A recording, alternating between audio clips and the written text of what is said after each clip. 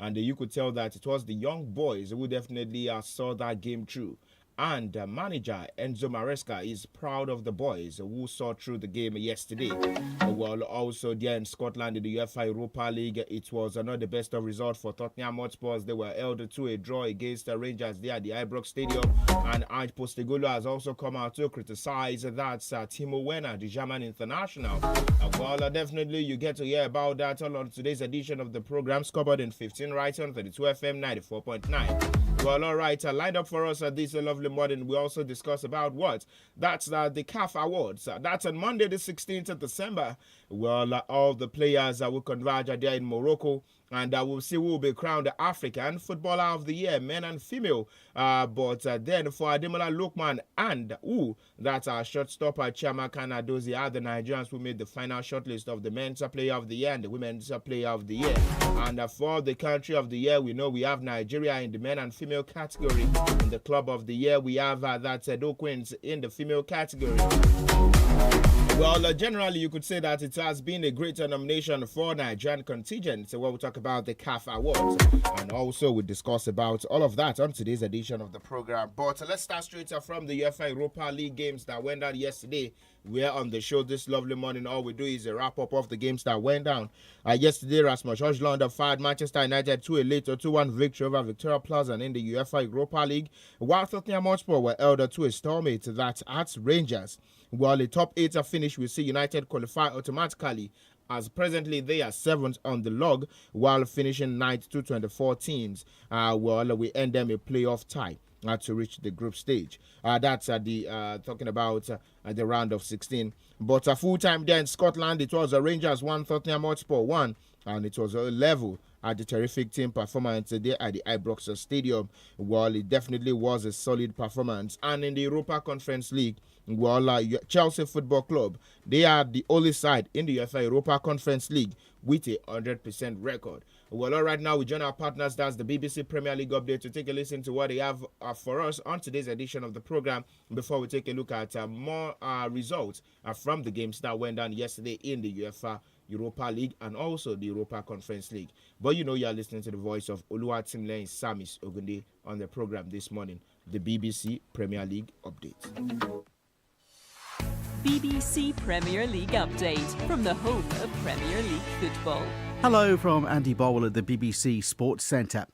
Well, Tottenham Hotspur's inconsistencies were evident again. Now just one clean sheet in 10 games after being held to a 1-1 draw at the Scottish side Rangers in this season's Europa League competition. Well, it needed an equaliser, 15 minutes from time for Spurs from their player Dejan Kulusevski. Manchester United needed a winner late on from Rasmus Højlund, his second goal of the game, as they fought back to defeat Victoria Pilsen 2-1 in their Europa League clash played in Czechia. Well, despite the victory, United boss Ruben Amorim was relieved that a goalkeeping howler didn't cost his side. In this moment, in this context, the way that we give a goal to the opponent was important, not to give up. So that is a great message. Was not a great game, but we managed to do these good things that is good for when you are building a team, and I think we deserved the win. Now to the UEFA Conference League competition. Chelsea maintain their 100% perfect record and they'll be in the round of 16. Enzo Maresca's side were 3-1 winners away to Astana of Kazakhstan. Henry Moran now reports. Dominant display this from Chelsea, who all but confirm qualification for the next round with their 5th straight win. All the goals coming before the break. Former Barcelona youngster Marc Guiu scoring twice, Renato Vega adding a third. Astana did get one back before the break. The game was a little bit more even in the second half, but Chelsea never really troubled after the break. Good night for Enzo Maresca. A number of youngsters getting opportunities. A job very professionally done. And for more football news from the BBC, go to bbc.com/football. BBC Premier League update from the home of Premier League football.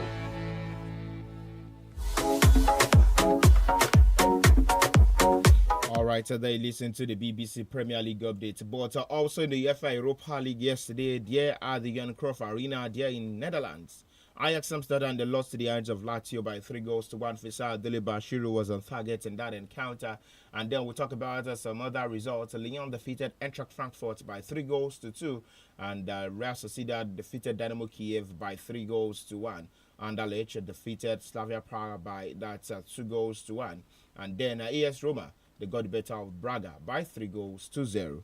But moving away from those UEFA Europa League games and also the Conference League games, we talk about this one, which definitely concerns Nigerian sporting stories, where Ademola Lookman made the final shortlist of the Men's Player of the Year. Well, it is not a top 3, but now a top 5, where Ademola Lookman definitely is going to be up against the likes of Ronan Williams in that list, Simon Adingra, Sergio Sai, Akraf Hakimi, to win the prestigious award. Well, let's hope that it will be Ademola Lookman who would replace Victor James Osimhen, who definitely is still the reigning African Player of the Year.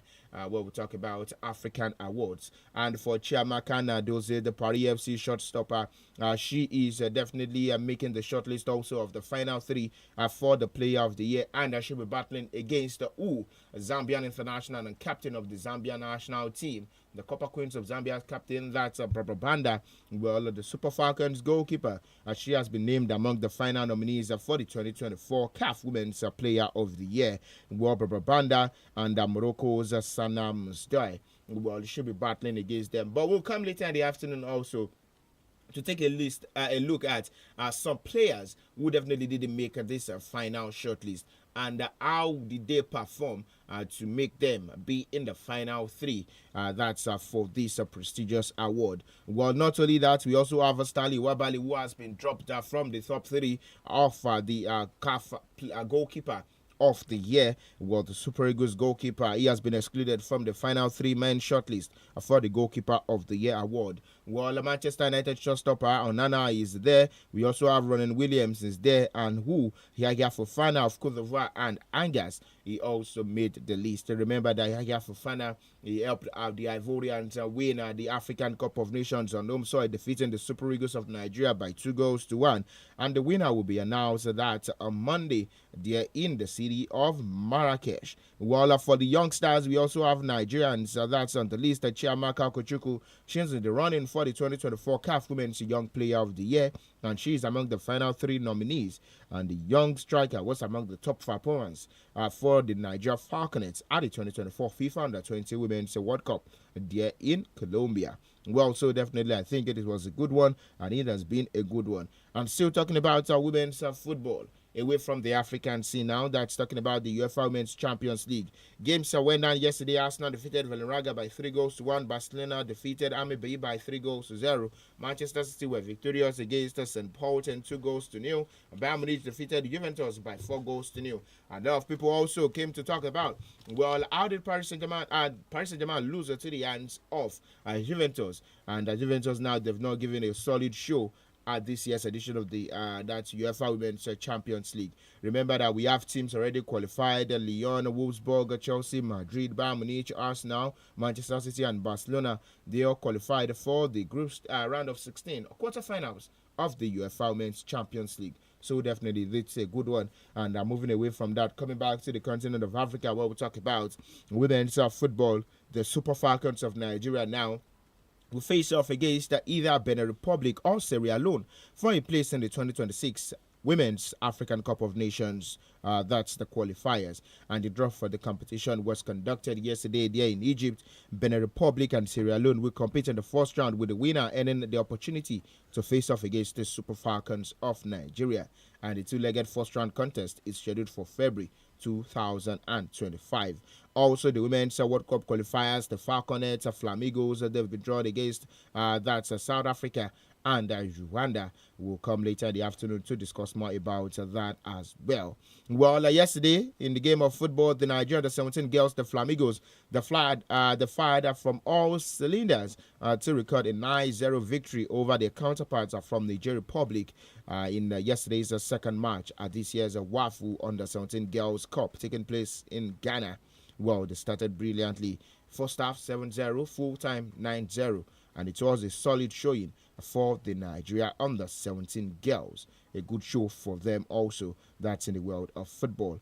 All right, let's quickly go back to the European scene and talk about some stories where Barcelona coach Hansi Flick has been handed a 2-game touchline ban in which he got a red card in their 2-2 draw against the Real Betis. That was on Saturday.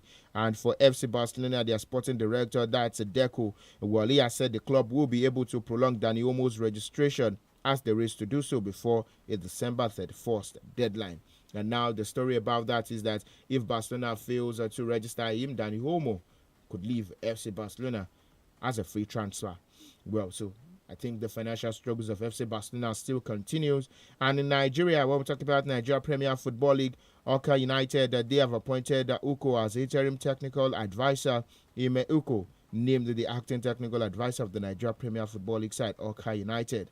Remember, Sunshine Stars, they announced a new manager also during the course of the week.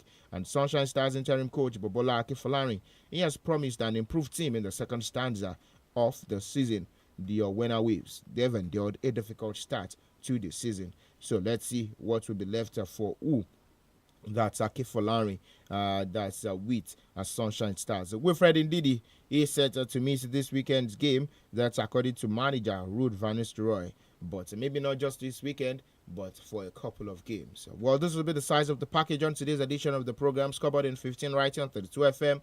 We'll come later in the afternoon and take a build up to all the games we expect later tonight in Europe Top 5 leagues, as well as the Saturday and Sunday games. I am SAMIES, your sports captain. Do enjoy the rest of the day, and bye for now.